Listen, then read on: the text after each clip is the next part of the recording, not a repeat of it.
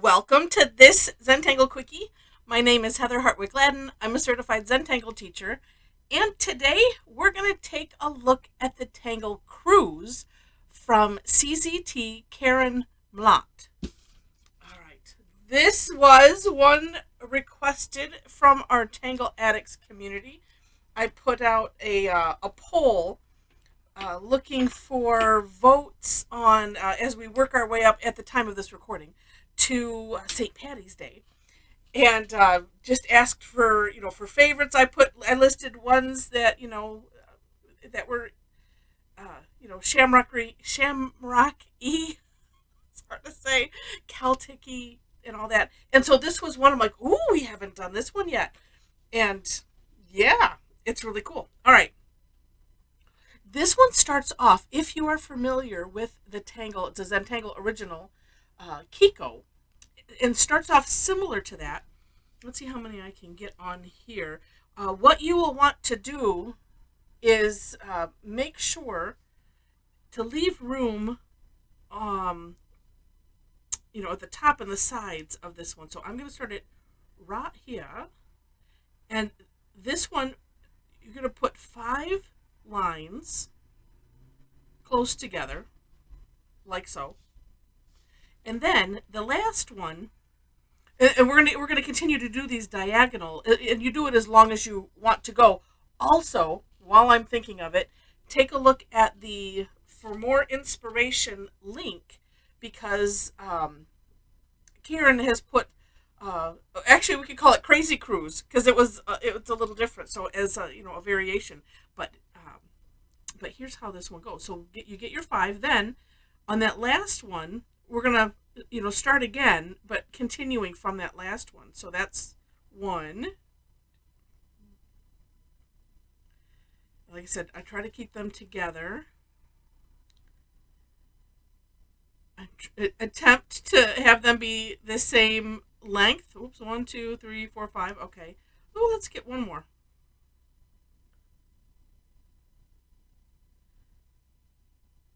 Okay.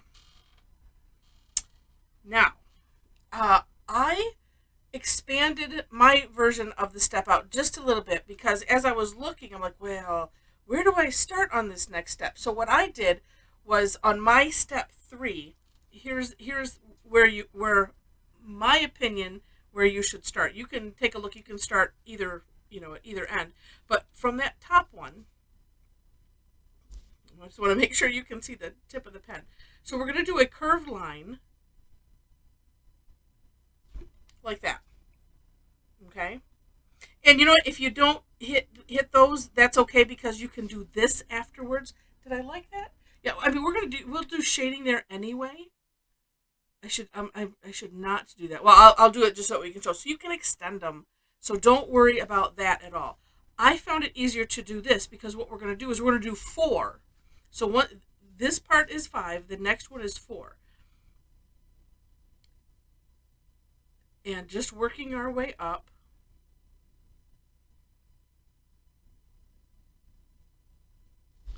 Like that.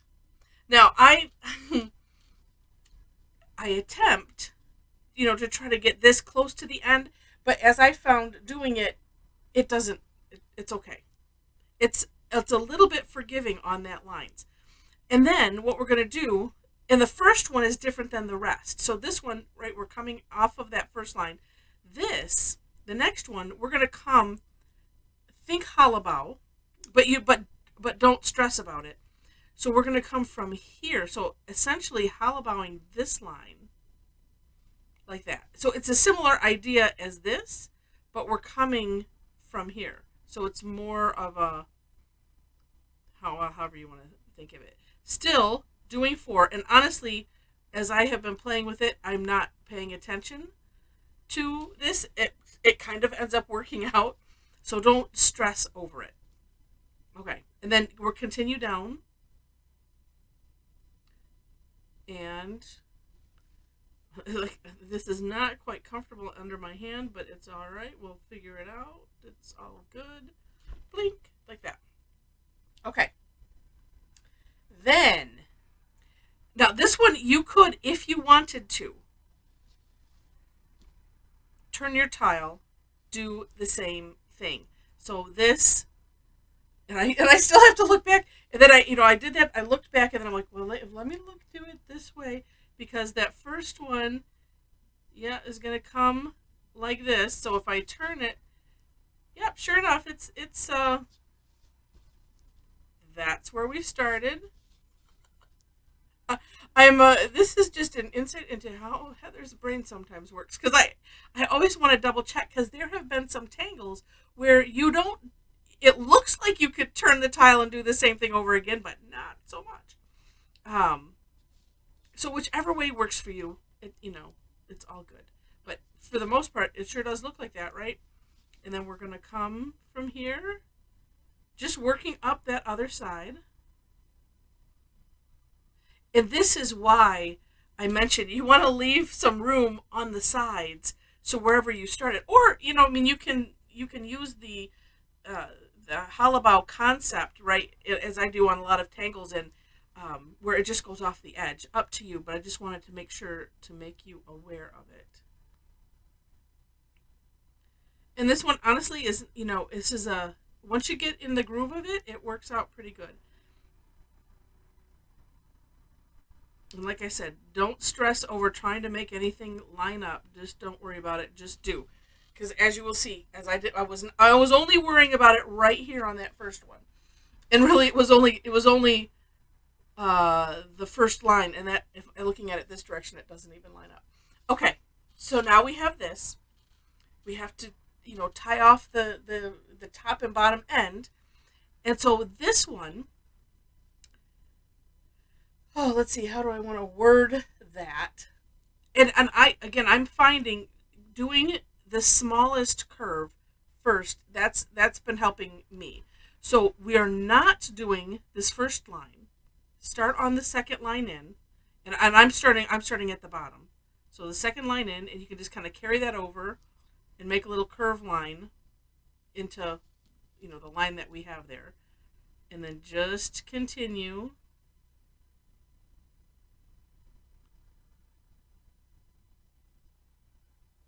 Like so.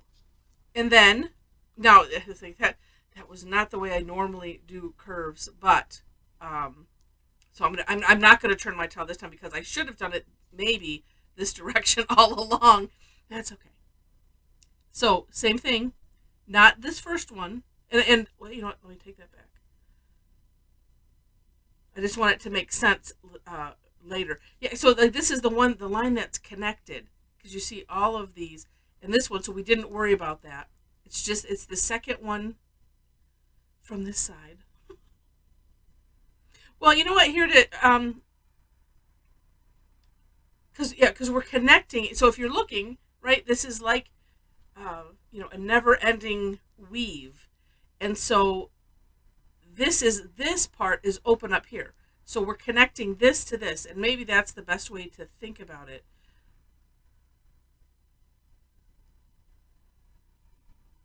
Because if we can get these in our head a little bit and have things make sense, then it makes it less frustrating, and then I don't have to go back and look at the step outs, every time. And that is essentially it. You know what? I'm gonna take a peek quick here, because I just looked at the crazy version. Oh, should I try it? Okay, you talked me into it. All right, here we go. And then we'll do some shading. Okay. Okay. Let me move. I'm moving things around here. All right, because I want to make sure that we can see. So this is the variation, and so she does. All right.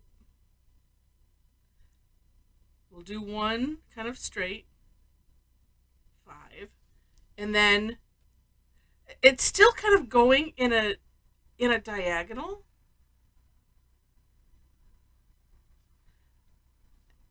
And, oh, well, okay. Wait,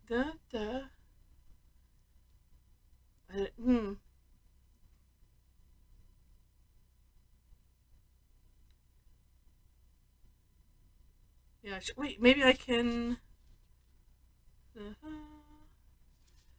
It still should kind of go. Well, let me see if I can get this to go a different way. Because you're still kind of connecting with the last. Whoops, we want 5.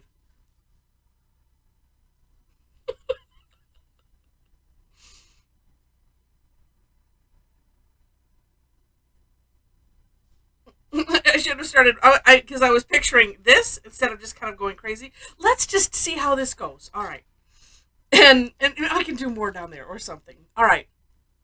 So if we're following this, then she doesn't have step outs for this, but it's going to be the same principle, right? So let's go from the side down to that side. That's what she does. Yes, and we'll do 4.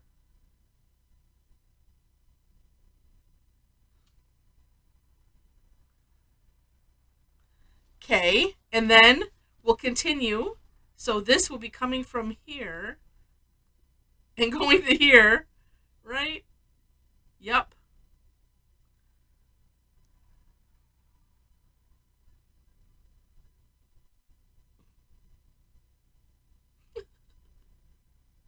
I might have some of that off the page stuff. Okay, and then here, because we're always coming off, and then, oh my goodness, this one's going to have to be an S shape. Okay, and then it was to the other side. And I'm gonna angle it. This one is gonna be, oh, see, so this is demonstrating the off of the page technique. All right, so then we're coming here, going here, boop. This is this is why I have a blotting page down here. Part of why. Okay, then that's right. So then this, we're coming from here. This one for sure you don't have to worry about anything. 3. Although those should have been angled a little bit differently. That's all right. Okay, and then from here we'll try to get it on this one. Wait, and then this. Oh, right to that line. Mm-hmm. Another S shapes.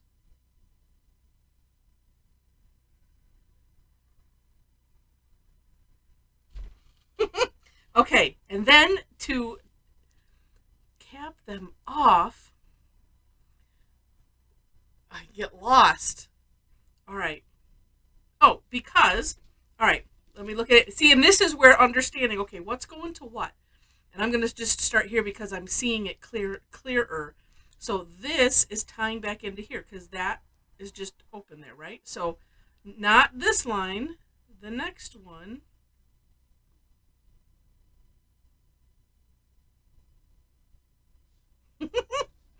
And then this to this. And you know what? And I'm going to turn it because I think it's easier to see. Yep.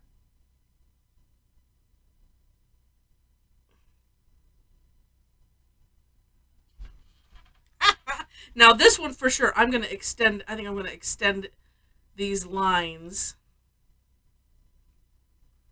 Wait, let me see what she did. Yeah, well, hers were, yeah. Well, you know what? No, she didn't. But I think it kind of needs it, at least right here.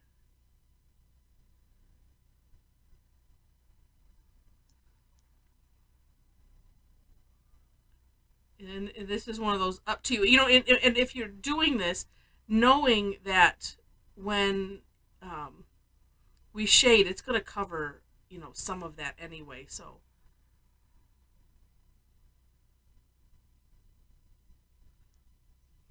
Oh, and then maybe just this one.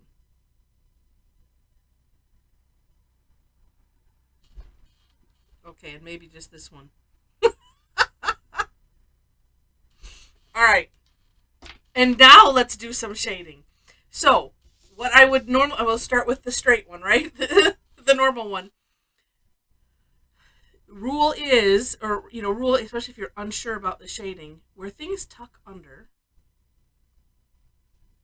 Oh, there we go, my eyeballs. Okay. And what I like to do is have my pencil, and the tortilla. So I put the tip where I want the graphite, basically where I want it not to go over. And I'm going to flip it the other side, then we'll do the other two. Because it's, it just causes danger to, to flip and go, like if I was to do it here on the other side.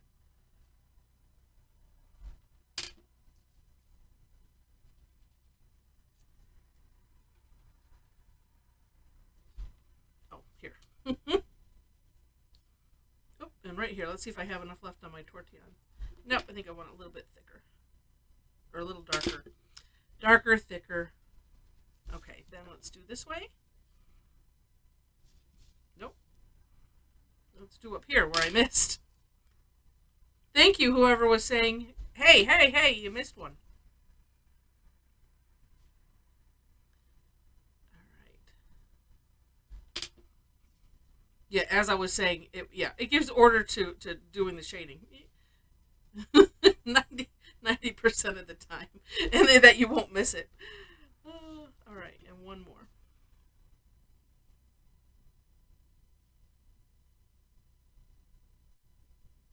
Oops, and I see where I missed one over here. And the other reason I like doing it is to not be flipping the tile. And I see where I missed one over here too. Or did I not? I didn't do that side yet. All right, well, since I'm here. It's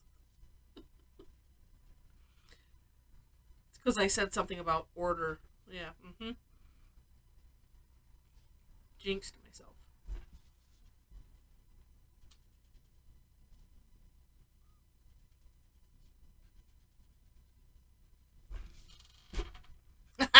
Look at how cool that is.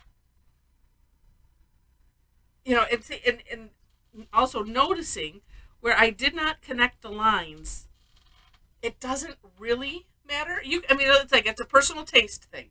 So here I did, but here I did it, and it's kind of okay because when you do the shading, it kind of covers it. All right, now with this mess, let's see what we got here. I'm gonna still try to do one side at a time, sort of.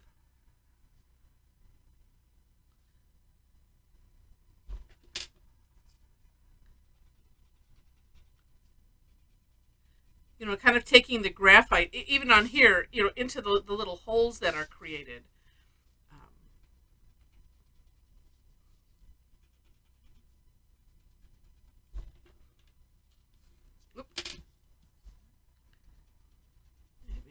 It's really neat that shading in and of itself is a course corrector.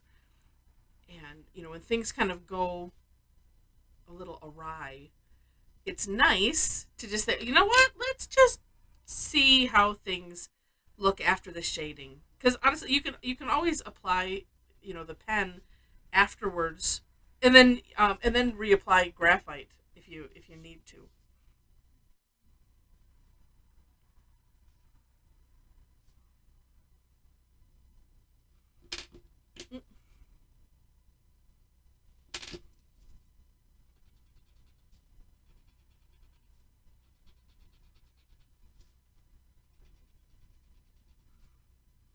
This is one of those Fibonacci ones, yeah, where it's off center.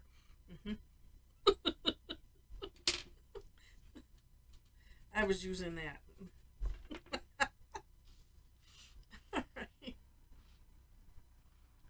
Oh. Oh, there's one.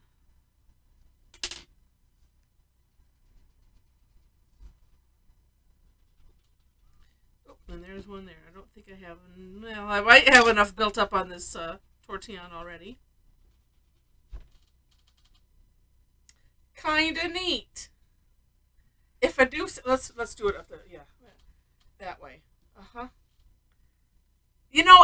So here's what's kind of cool. Even though, actually, this is a testimony too. It can look really bad, and then when you add the graphite, it just wow. It doesn't mean that it's we're not taking it to the fair, but you know, it's neat. It is neat. All right. Well, I hope you enjoyed this, especially the little extra bonus of doing the crazy one. That's what we're going to call it. And again, take a look at the For More Inspiration link for other ideas on ways to use it. And actually, as I'm looking down on Karen's blog, she's done some things where she, filled in some of the lines. And so and it has a neat look. So take a look. You'll come up with some great ideas. If you liked it, I would love to have it if you clicked like. And if you liked it enough to see more, would love to have you click on subscribe. Feel free to leave comments and, share it and all of that. In the description section, I've already mentioned links to the step outs. Below that, you'll find ways to connect with me if you would like to. I have a link to my website as well as Facebook page. So if you want to follow me there, I do classes almost twice weekly. It just depends on the week. A lot of them are free, where we'll take a tangle, like this, and we'll explore it, have fun with it. So if you want to join us, do take a look. You'll find a link in the ginormous menu on my website for classes/sessions. And there's other ways to follow me as far as when I post classes. I have got to get better at posting announcements for new classes on my own blog. Right now, I'm posting these, and and when I have a recap done, that's where I post it. So if you also would like to, while you're on my website and subscribe to my blog, I'd love to have you. And last but not least, if you would like to hang out with a bunch of crazy Tangle addicts, who are the most wonderful people, really, such a supportive group, so much fun. We would love to have you. And so there's a link there. Just a warning, there are questions to gain entry into that private group. So I just like to let you know that, because I really hate hitting the decline button. And with that, thanks so much for watching, and I wish you happy tangling.